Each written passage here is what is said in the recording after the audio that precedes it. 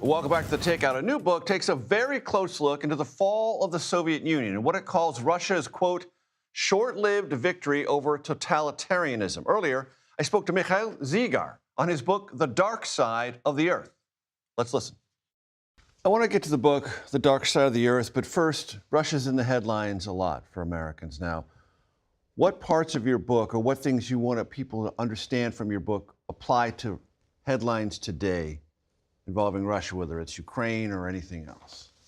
I think somehow I feel that the title of the book applies to the world we live right now, because we are somehow on the dark side of the earth, because we live in the world that does not believe in democracy any longer. And it seems to me that we all remember all those years when democracy was fashionable everywhere across the world. It was not okay to be a dictator.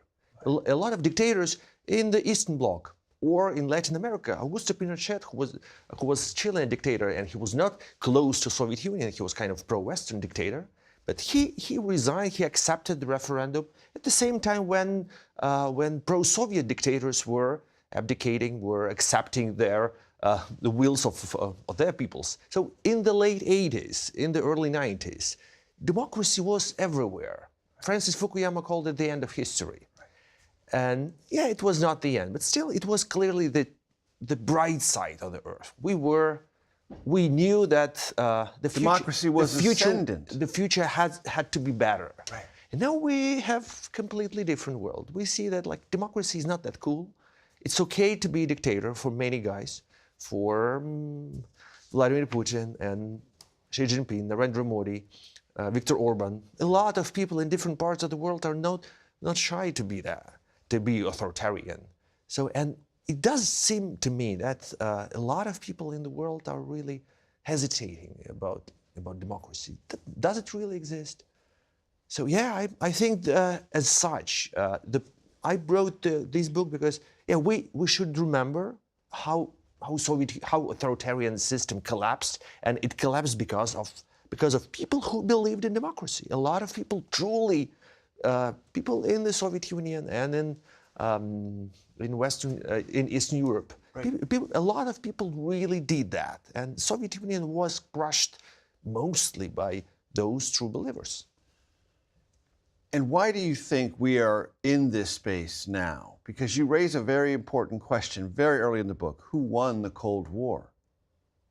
It's hard to answer now, harder than it was maybe 20 years ago. 20 years ago, it looked clear. The West won the Cold War. But it feels like, to your point, there's not, if not decay, the sense of skepticism, if not deep-seated suspicion about the benefits of democracy. So who really won this great ideological conflict of the 20th century? You know, it's a bad taste to answer with a question. Right. But another question I've got for you, and has it really ended? Has it really ended? Yeah. Maybe that's an even better question. Probably we're still living through some kind of new Cold War, or maybe it's the same Cold War, because a lot of people love Cold War. We used to think that there was some kind of generation of Cold Warriors, and that generation kind of gone. But we definitely see that Vladimir Putin is the person who was brought up in Soviet Union. He was raised with Soviet values. And what is the most important Soviet value? Cynicism. He was raised with that knowledge that he should not believe in anything. There is no communism, there is no better future. You should be cynical, you should try to take anything you can find. And he's now exporting that kind of cynicism, and he's very cynical in recreating or in maintaining the same old Cold War. And a lot of, I think he's not the only one. A lot of people in the world love Cold War. And how should we think about what you just said in the context of the Russian invasion of Ukraine? Yeah, I think Russian invasion of Ukraine is needed by Vladimir Putin because he wants this war. He wants to have external enemy. He wants to repress Russian people. He wants to recreate the atmosphere of fear in the country, because I'm writing quite a lot about Russian invasion of Ukraine, about Russian politics, and for me it has always been the war for Russia mostly, rather than war for Ukraine. Because yeah, it's terrible that the victims of this war are the Ukrainians. But Putin started it because he wants to stay in power forever. He wants to keep, he belongs to the generation that never had a hope to come to power.